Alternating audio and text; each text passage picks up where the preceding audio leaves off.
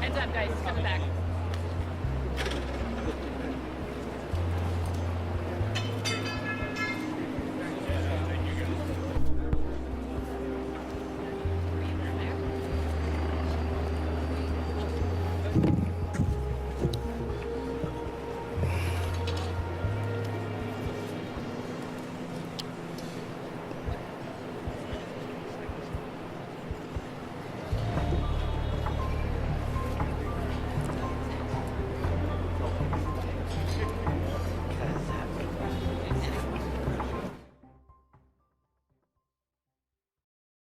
And we do continue to follow breaking news this morning, an apparent gas explosion and partial building collapse at an apartment building in the Bronx. Let's get to that conference now. Let's take a listen. Building infrastructure collapse due to what seems in preliminary investigations. There was some type of explosion. This happened at 8:10 this morning. We received reports of an incident involving the chimney to the boiler room here at NYCHA's Mitchell houses. This resulted in a partial building collapse. We are extremely fortunate. At this time, we have no loss of life or no injuries. Residents of the F and G lines in the building were evacuated, and other tenants can reoccupy the building at this time once we ensure the safety of the structure. First responders quickly arrived on the scene, and an investigation is currently underway to determine the cause of the incident. We're still investigating to make that determination. All of this is unfolding situation at this time, and we want to make sure that people stay away from the area to keep them safe. We have traffic and pedestrian restrictions throughout the area. Gas to the entire complex is shut off right now, and inspections of the building are ongoing. and it's crucial that we ensure that the area is safe. So we're really calling for residents not to go anywhere near the area. I want to thank NYCHA, FDNY, NYPD, NYCHA, DOB, and Deputy Mayor of Public Safety, and Con Edison for their swift response. And as the mayor, it's my obligation to ensure that the tenants and the residents in this area are safe. I want to turn it over now to Commissioner Tucker. Then we will hear from NYCHA, Commissioner Jack Iskel, and finally the Borough President of the Bronx. Commissioner? Thank you, Mr. Mayor. Thank you. Good morning. It's Robert Tucker, the New York City Fire Commissioner. As the mayor said this morning, just after 8 a.m., the fire department was notified of an explosion. We responded in less than 4 minutes, and when our units got here, they alerted us to a major collapse of a structure attached to this building behind us. As you can see, numerous FDNY and EMS units responded to the scene. Luckily, as the mayor said, no one was injured. We ran our dogs over this pile of bricks that is behind us, which is the structure that collapsed. It is a ventilation shaft connected to the boiler, which collapsed. We believe that's where the explosion occurred. But that's going to be for our fire marshals and the NYPD and all of our investigative partners to investigate and explore. I just want to acknowledge the partnership among all the first responders. While we might have been here first, the fact is that nothing in public safety happens alone. And it's just a really amazing response. And thanks to our elected officials as well for getting out here as quickly as they did. All in all, a great response, and thank God no one was hurt. Thank you, Mr. Mayor. How are you? Thank you all so much for being here today. Really appreciate all the incredible response by the FDNY and some of our partners. Right now, we're kicking into the next phase of this operation, which is recovery. So this is a fairly large campus. We're working with our partners at NYCHA, DOB, Con Ed, our public safety agencies, and others, as well as our some of our community partners here on restoring services and taking care of the residents. So number one, the safety of the residents is of paramount importance, and that's the number one concern. We have building inspectors that are inspecting the foundation of the building and inspecting all of the apartments in the affected areas to make sure that the building is structurally sound for people that live in those wings. We've also opened up a reception center with NYCHA and with the Red Cross right here around the corner at the Mitchell Community Center at 210 Alexander Avenue. Any impacted residents, we encourage them to go there. They can register with the Red Cross. And if we need to do a vacate at some point in time, that's also where we'll run the operations for people getting additional housing. Anybody with any issues can call 311, or they can call the NYCHA number at 718-707-7771. What we're now doing is working with Con Ed, NYCHA, DOB, and some of these other partners. Some demolition is going to take place today to remove the remnants of that chimney, to get into the basement, and then to restore services, heat, hot water, and cooking gas to the campus. So really appreciate all the incredible work that has been done and all the work that will be done going forward. Thank you. Good morning. I am Bronx Borough President Vanessa L. Gibson, and I'm so thankful that we came here to the scene so quickly this morning. Incredible efforts by all of our first responders. I want to thank our mayor, Eric Adams, and all of our commissioners, Commissioner Robert Tucker. Thank you to Commissioner Zach Iskel and to all of our agencies. Thank you to Deputy Mayor Cass Daughtry.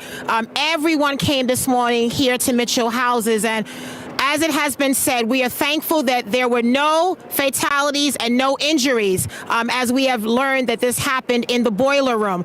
But most importantly for all of us, elected officials and community leaders here, we want to ensure that the structural integrity of this building here at Mitchell is maintained. There is a lot of concern, a lot of anxiety from the residents that live here at Mitchell about what happens in the long term. And so over the next several hours, as inspectors are in the building, we will will do everything possible to make sure that we minimize the disruption and the anxiety of the residents and the families here in this working class community. I am so grateful for the FDNY, NYPD, sanitation, DEP, all of our elected officials, community board leaders. I'm thankful for NYCHA. This is something that has happened before. Right here in the Bronx, in the West Bronx, almost 2 years ago. And so this is something that I've experienced before as borough president, and the mayor as well. We were on scene there. And we know there are a lot of questions, and we will make sure we answer every question. When this happened earlier this morning, many people had already left for their day, going to work in other places. Children were in school. And so over the next several hours at the evacuation center, we will make sure that residents are provided with food and other necessities as we ensure that the inspections are done in an efficient manner to make sure that both short-term and long-term goals are met when it comes to the safety of the building and the residents here at Mitchell.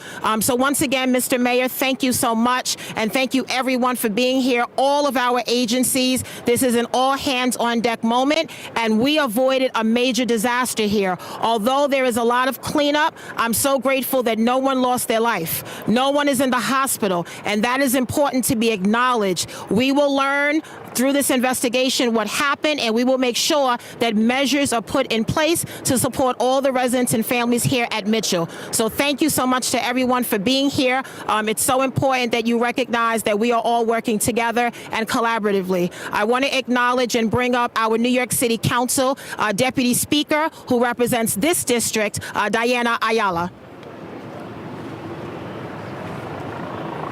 Good morning. Good morning. I'm bringing with me Assemblymember Amanda Septimo, who also represents this area. I wanted to say a few words in Spanish. You've heard, all of the details in English, pero quería decir que estamos hoy aquí en Mitchell Houses. Obviamente esta mañana tuvimos una explosión en el departamento del boiler que subió al área de la chimenea, y eso resultó en que la estructura se cayera parcialmente. Estamos tratando de identificar la causa exacta. Todavía tenemos los ingenieros y todo el personal que se encarga de eso están aquí, pero quería dejarles saber que a los inquilinos y las personas que están llamando, que están preocupadas, que gracias a Dios no hubo fatalidad, todo el mundo está bien, las personas que trabajan aquí, gracias a Dios, pudieron salirse del medio a tiempo, y ahora la prioridad es asegurar que la estructura de los apartamentos que estaban lo más cercanos a la línea F y G estén estructuralmente bien y que las personas puedan volver. En el caso de que no puedan volver, NYCHA ha identificado cuartos en hoteles en el área para poder relocar a esas personas, y le van a dar obviamente unos vouchers para que tengan para comer y para lo que necesiten. Y estamos también trabajando con los inquilinos si necesitan medicina y tienen que entrar al edificio para que alguien entre con ellos. A los que tienen mascotas, pues estamos también haciendo la diligencia para asegurar de que se las puedan llevar con ellos. Pero como dijo la portavoz, la presidenta del condado, tuvimos mucha suerte en este caso de que nadie salió herido de esto. Esto se puede arreglar, pero no tuvimos ninguna pérdida de vida, que fue un milagro en actualidad. No va a haber gas. Obviamente el boiler que se dañó, obviamente que explotó, es el boiler que prohíbe la calefacción y el agua caliente para todo el complejo. So NYCHA va a traer unidades portables por ahora, temporariamente, y le seguiremos dando más información mientras venga, pero por ahora, gracias a Dios, está todo el mundo seguro. Le estamos dando información. La Cruz Roja está aquí cogiendo los datos de las personas en el caso de que se tengan que relocar. Did you want to say something, Amanda? I'll be brief. I'm going to be brief, pero voy a comenzar en español. Nosotros sabemos hoy que fue un accidente grandísimo aquí en el Bronx. Se evitó una tragedia, pero nosotros tenemos que ver cuál fue la causa, porque nosotros solamente vemos problemas como en lugares como lo de nosotros. Áreas como el Bronx, que no tienen recursos. Nosotros le mandamos recursos a NYCHA para asegurar que nuestros edificios pueden estar seguros, pero estamos aquí en esta emergencia. Nosotros tenemos que averiguar qué fue lo que pasó y por qué siempre pasa en lugares como el Bronx. Yo soy Amanda Septimo, asambleísta aquí en el Distrito 84. Most of what needs to be said has already been said. My name is Amanda Septimo. I represent this area. We have to get to the bottom of what happened. we were lucky that this emergency didn't result in a loss of life, that it didn't turn into a tragedy, but we can't be relying on luck to keep our communities safe. We send resources down from the state to make sure that boilers get fixed, to make sure that elevators get replaced. We have to get a clear accounting of what happened and who is responsible, because we cannot leave our tenants to hope that everything is happening the way that it's supposed to. And today is evidence of the fact that it absolutely is not. So I'm thankful to FDNY, to all of the first responders who are here, making sure that we can get this building to a place where people can feel comfortable living in it. But what I look forward to most is tenants getting back inside there, us making sure that they actually feel safe, and getting to the bottom of what happened here today. Thank you. I want to hear from NYCHA. NYCHA. Thank you, everyone. I'm Eva Trimble, the Chief Operating Officer at NYCHA. I just want to reiterate the thanks to this interagency initiative this morning has been truly tremendous, the support we're getting from all the parties, NYPD, Con Ed, and of course FDNY, who is first on the scene. We are working closely with them on the investigation, but most importantly, we are working closely with our residents. We have significant amount of staff here on site right now, working with our residents, going door to door, making sure they have the services they need, and we'll continue to do that all morning and throughout this situation. Thank you. Thank you. Up to the top. Who are you calling?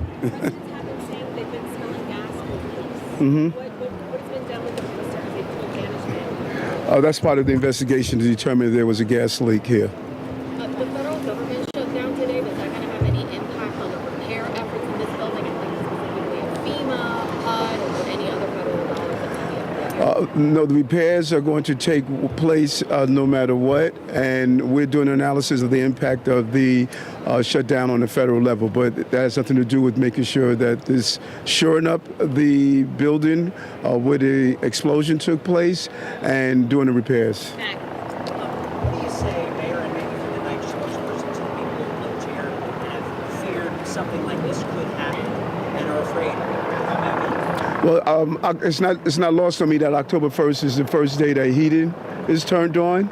And I think that all of us should use this as a reminder that your boilers have been sitting idle throughout the entire summer. And so when you flip those switches, and in fact, I have to do the same on my small building to make sure you see if there's a smell of gas, just take an extra step of precaution.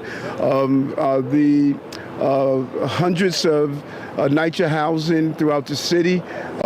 Today, this switch is going to be flipped to turn on their boilers, and we're going to make sure as safety as possible. No one woke up this morning and said we want an explosion here at this building. Our thousands of NYCHA's employees are dedicated and committed public servants.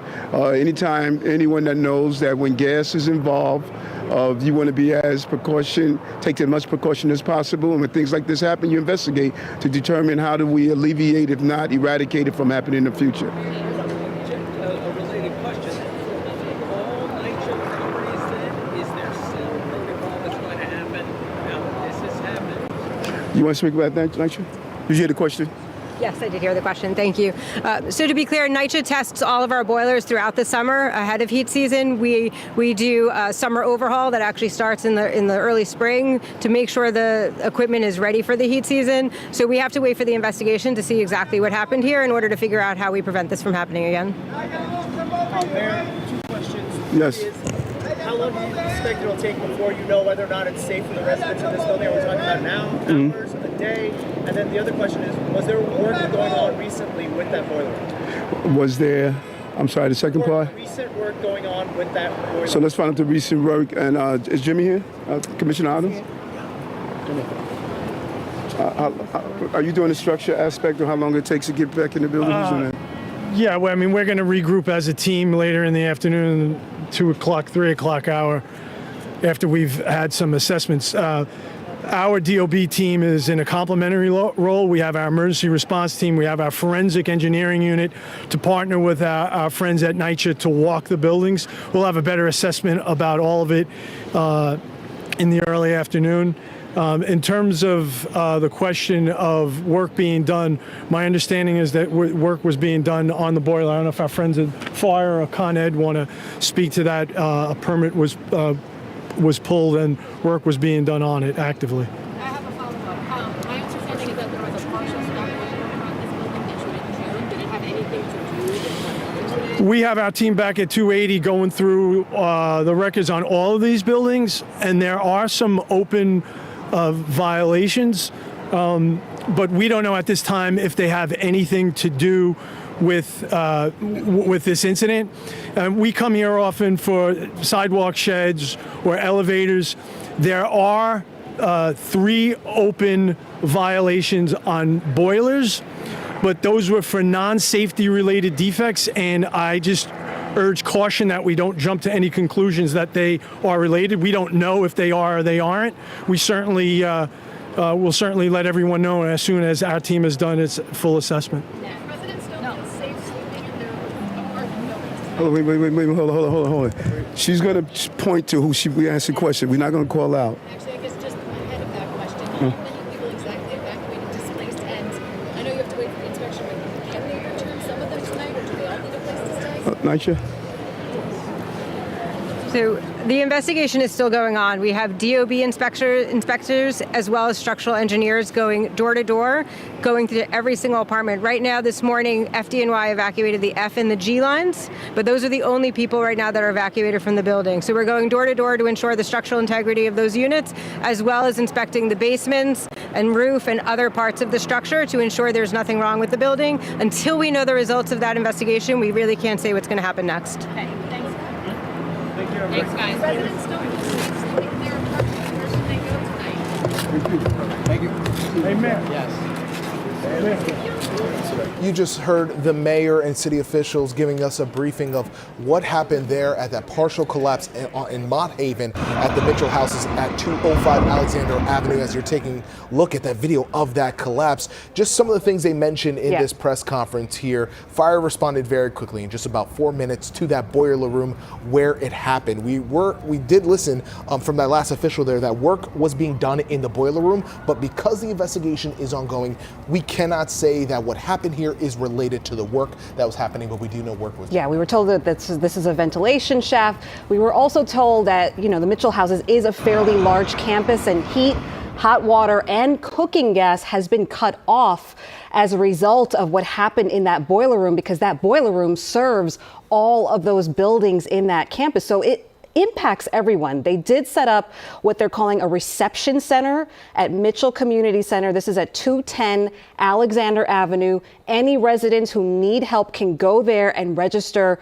with the Red Cross. This is video from Kaz Daughtry showing from the drone view of the building collapse there. Just, man, a lot of debris that's left behind. It's going to take them some time to get that cleaned up. We do know stacks F and G in that building are cleared. That's evacuated. The rest of the building, people can be able to return at some point. But as you mentioned, Charlene, the gas is cut off for the entire area. Yeah, safety obviously is paramount. They still have buildings inspectors making sure that the structural integrity of that foundation for that building is sound, but they have allowed other residents, as you just mentioned, to get back into the building. But anyone on that F&G line has had to be evacuated from their homes, and they are now reaching out to the Red Cross, many of them, for housing. Now stay with Eyewitness News, not only here on Channel 7, but throughout the day. David and Sandra will have more coming up at noon. We'll have more coverage again at noon. Thanks for joining us.